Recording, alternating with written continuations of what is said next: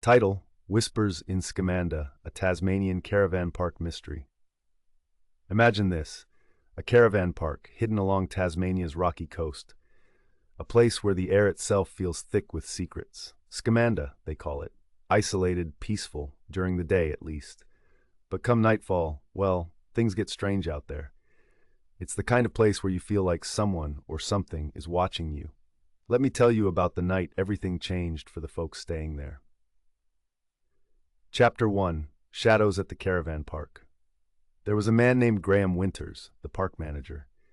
Picture him, a big, gruff sort of fellow, weathered from years of work. He didn't talk much, but his eyes missed nothing. And that night, he knew something was off.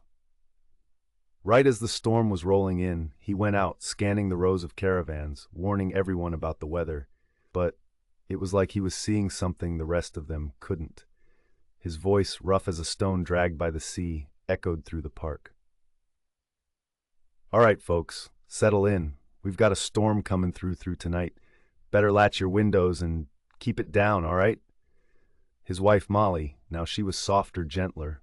You know the type, the kind who tries to smooth things over. She looked at Graham like he'd gone a bit mad. "Oh, don't worry them too much, Graham," she said, giving a nervous laugh. "They're here for a little peace, aren't they?" But Graham just grumbled back, saying peace wasn't in the air tonight. Not at all. Nearby, there was a women's yoga group huddled around the fire pit, trying to find their own slice of tranquility. 3 of them, Leanne, Judy, and Caroline, each as different as night and day. Leanne, the leader, was calm and steady, just the way you'd expect a yoga teacher to be. "Close your eyes and breathe," she was saying. "Let Tasmania's ancient energies settle in your bones." Judy, though, she was a bit more lively, had a high-pitched voice that made her easy to pick out from the group, and she was all about the magic of the place. High-pitched, enthusiastic. "Oh, I love these sessions. Scamanda feels like magic, doesn't it?" But Caroline, the last one, she was hesitant. Couldn't shake a feeling, like something wasn't quite right. "I suppose, but it feels off tonight, doesn't it? Like we're being watched." And that, well, it hung in the air like smoke, drifting out toward the edge of the park, where a lone fisherman, old Mick Rourke, was watching the group, quiet as a shadow. Chapter 2: A Dark Discovery. The storm hit hard that night. Rain pounded down, thunder rolling over Scamanda, shaking windows, rattling doors. And by morning, well, that's when the trouble began.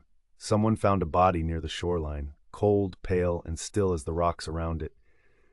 Graham, he'd seen all sorts of things running that park, but this left him speechless. He stood there staring, barely able to find the words.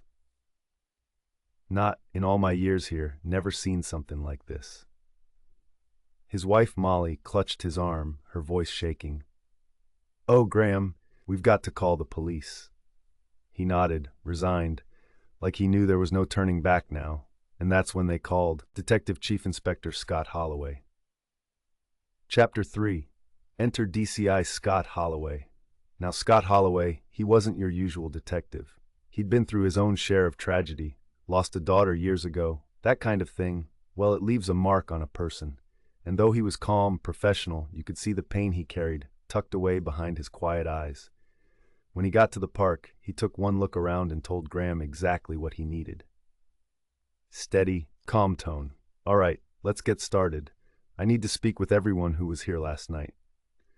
Holloway was like a shadow in his dark trench coat, moving through the park quietly, questioning everyone, piecing together clues with the care of someone who knows what it's like to live with unanswered questions. Chapter 4: Interrogations and Red Herrings. He started with the yoga group, asking them where they were, what they'd seen. Each of them had their own story to tell, their own way of explaining things. Leanne, the leader, spoke calmly, almost like she was unfazed by the whole ordeal. "Detective, we were all in our caravans by 9. Scamanda may have its mysteries, but we don't dabble in such things." Judy, though, well, she sounded nervous. "Look, we're just here for a retreat. I don't even know the dead guy." And old Mick Rourke, the fisherman, had no patience for any of it. Gruff. "Didn't see a thing, kept to my business." Can't trust folks here, though. Tourists think they own the place.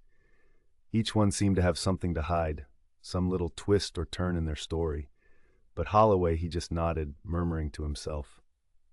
Interesting, very interesting. Chapter 5, A Break in the Case.